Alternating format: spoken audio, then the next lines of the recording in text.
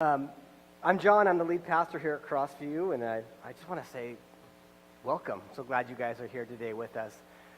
So glad so many of you decided to gather together to pray for the Seahawks this afternoon, right? There's a game? Yes, there's a game. 125, right? Anyways, so we'll be done. Plenty of time to be home. Hey, it's great to see you guys. We are wrapping up a series we're calling Wired for Connection.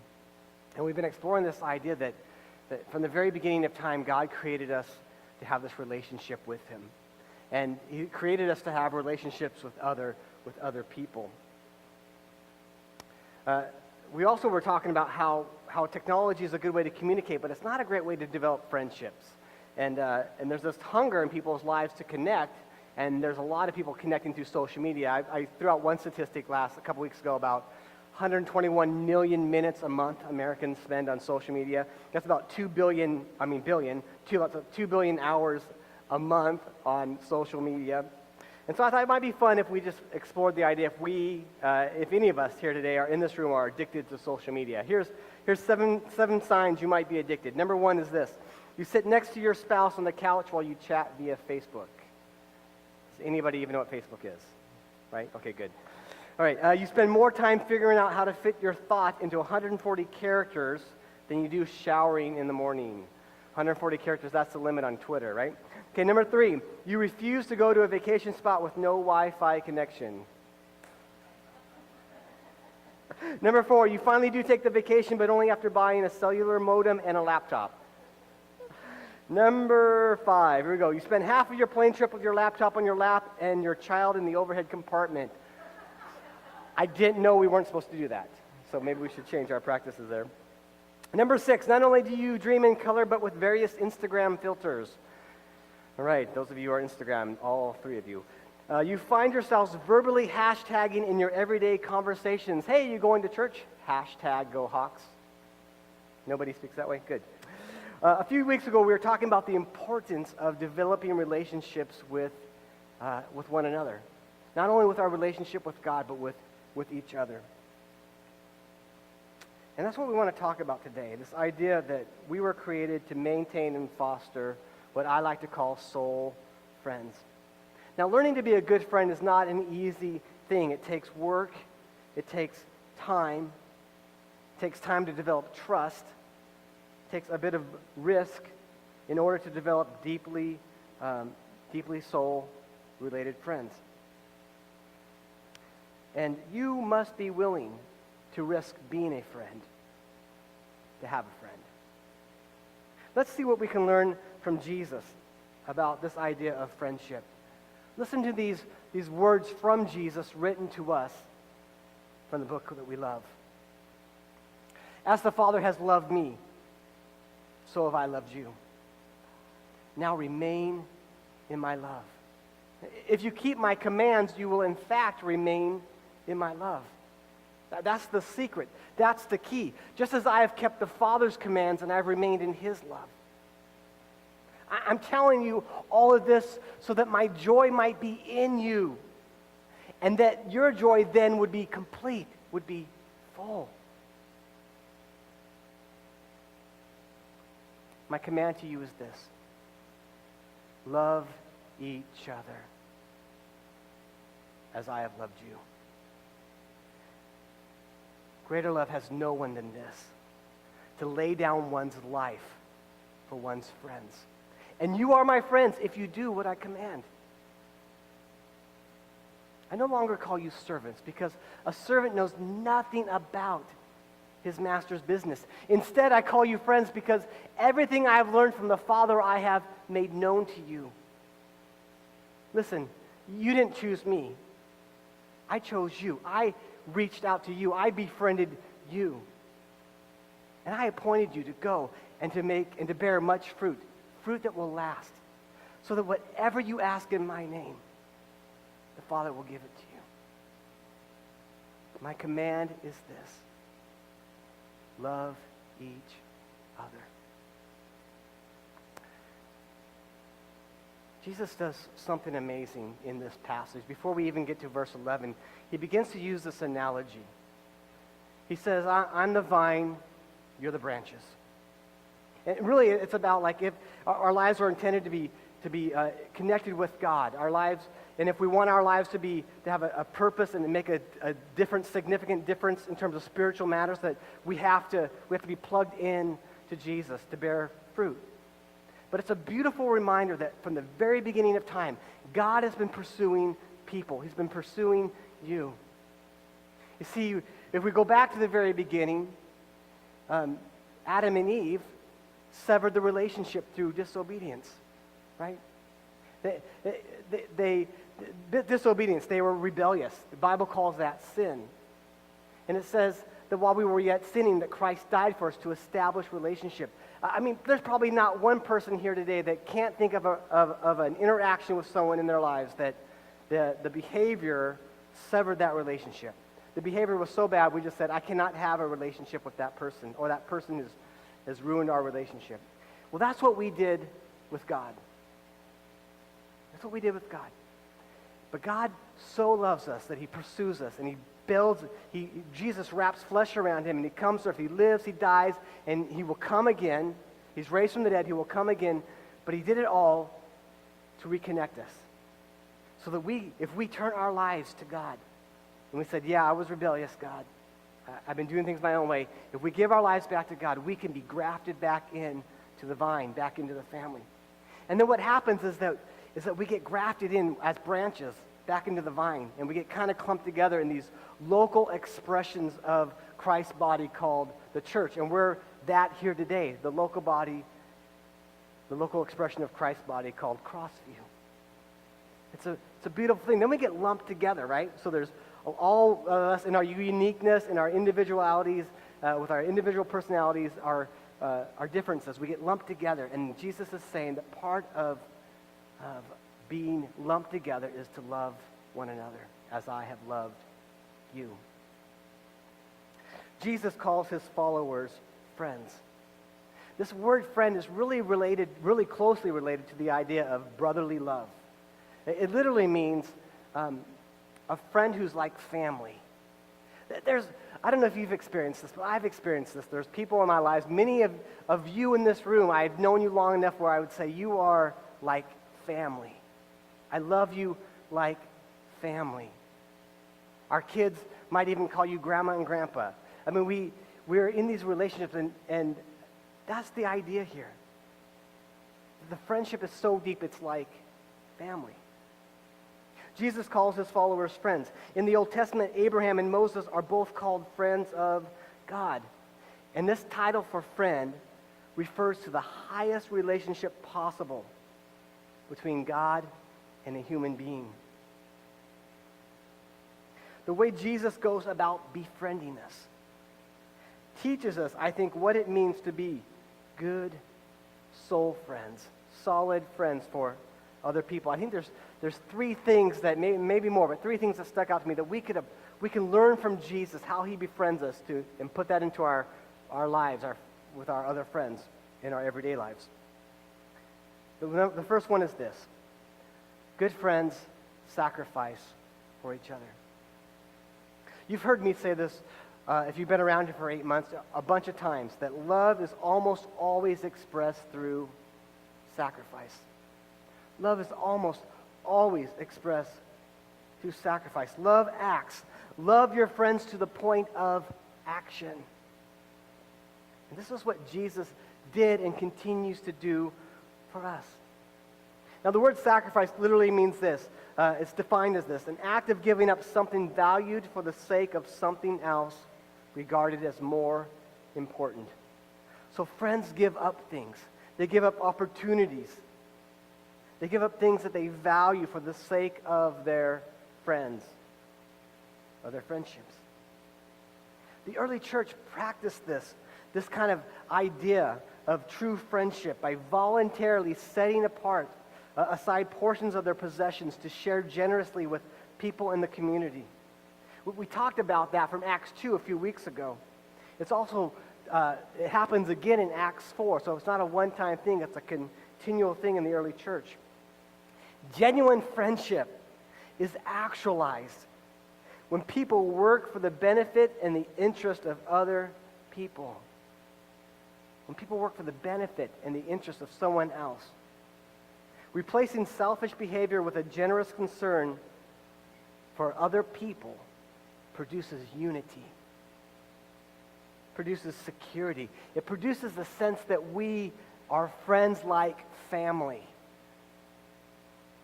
Greater love has no one than this, to lay down one's life for one's friends. There's all sorts of ways we could express and talk about expressing this concept in our everyday lives. There's a few that I want to just mention here with us today. The first is this, that part of sacrifice in friendship is sitting in the pain of the other person when they need it. I mean, not like Job's friends sat with him, right? If you've read the book of Job, they rolled their eyes and get over your crying, judged him, did all sorts of things. But I mean, just truly to sit with somebody as they grieve in the process of their painful situation. What I'm talking about is not like Job's friends, but like this. I mean, holding a space in your heart for your friends, to be with them, to go through whatever they are grieving at the time. Sitting silently with your friends in their pain communicates profound respect for the depth of their vulnerability. Sitting silently with your friends in their pain communicates that you profoundly respect them for risking to be vulnerable with you. Proverbs 18:24 says this, friends come and go, but a true friend sticks by you like family. Proverbs 17:17, a friend loves at all times. A brother is born, a friend like a brother, a friend like family is born for a time of adversity. Friends like family stick with friends through hard and difficult circumstances. This kind of friend, like a family member, sticks it out. Good times, painful situations, conflict, they walk the road, they say things like, I'm sorry, and I'm here. Another part of sacrifice is time. Giving time, holding a space for another person, a space of time.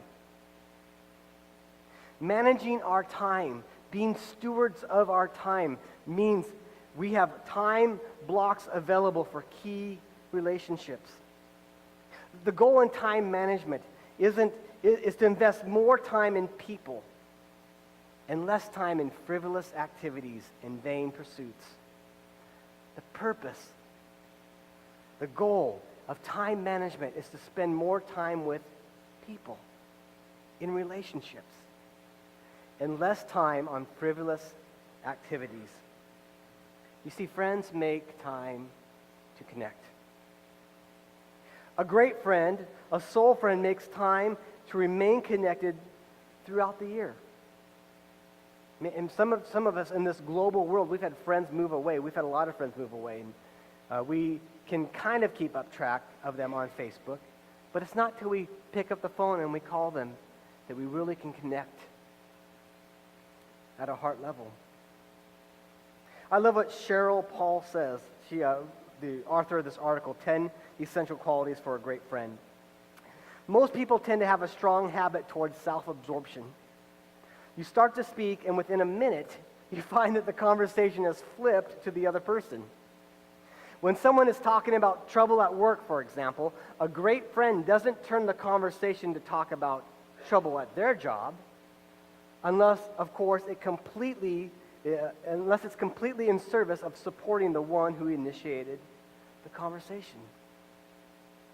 So you see, oftentimes friendships are they're founded and developed on false pretenses. People might attempt to be a friend with you because of what they can get from you, or at times, maybe we're all guilty at trying to befriend somebody for the value we get out of it. We're attracted to wealth, so we want to be friends with wealthy people. We might be attracted to popularity, or someone might be attracted to how popular you are, or the power of your position. Or maybe they value you as cheap labor, and so they attempt to befriend you.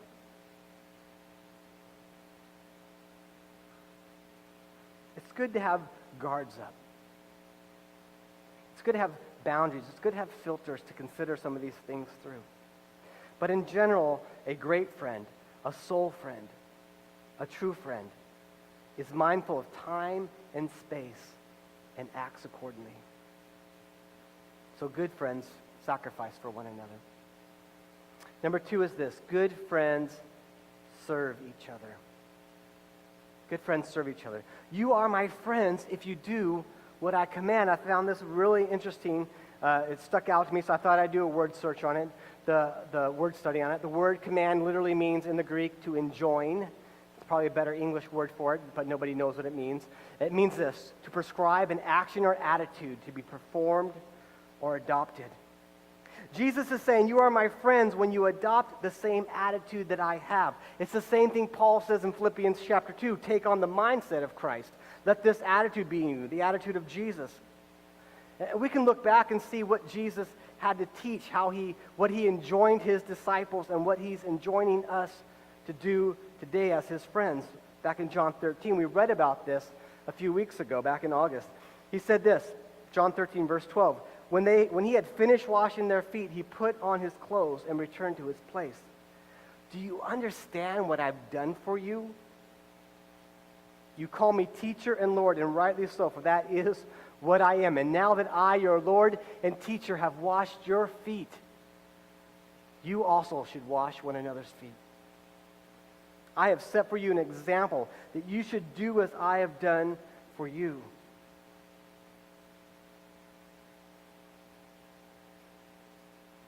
Jesus is teaching us that something about friendship has to do with serving. That we develop friendships when we serve one another. We develop soul friendships. So as we serve one another, there are people serving our kids downstairs. They're serving us. They're giving us the opportunity to be in this room to engage in this message and to engage God with the freedom of our kids, the distraction of our kids being taken care of. They're loving our kids. People are serving us in order to build up our community. But it also goes beyond how we serve one another in this community. It goes deeper into how do we serve, and what does that service do in terms of our soul friendships, the group of people we really go deep with. Well, it builds relationships. When I give of my time, when I give of my abilities, you give of your abilities to meet the need of a friend, you deepen that relationship. Serving has a way of deepening a relationship. Now, the opposite of serving is this: selfishness, right? Selfishness is evident by the excessive focus on personal needs. Now, we all have personal needs. We have to take care of ourselves, but the excessive focus on it. Selfishness looks not only to its own interests, it's expected to be repaid and rewarded for any gesture of kindness. So any gesture of service or sacrifice is expected to be reciprocated. Selfishness is predominantly visible through pettiness. Many theologians have argued that pettiness is the largest sin of the church.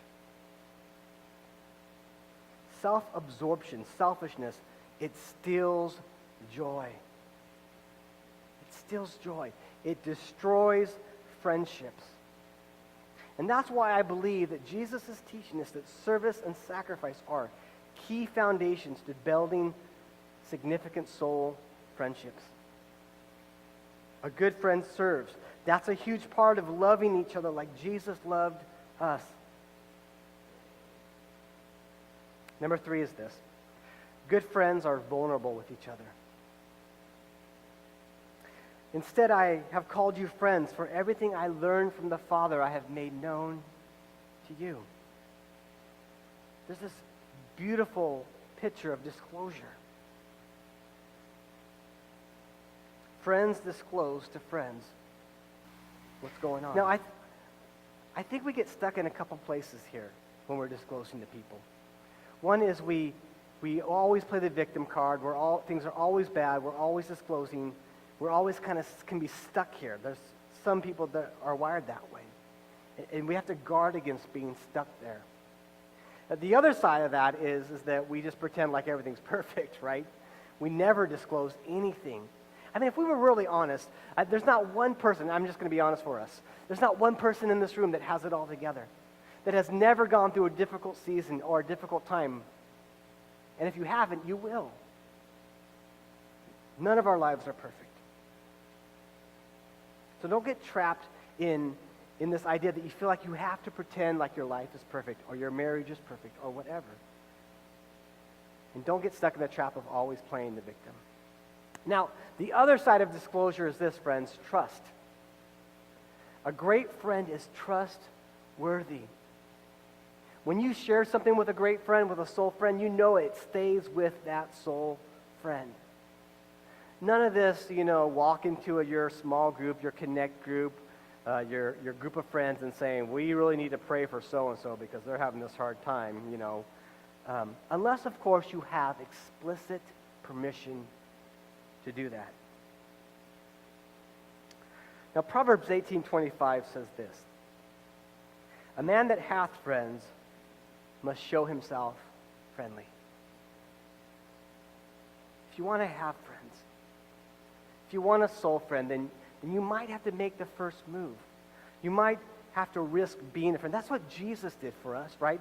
He says, you didn't choose me, I chose you. I chose to establish friendship with you again.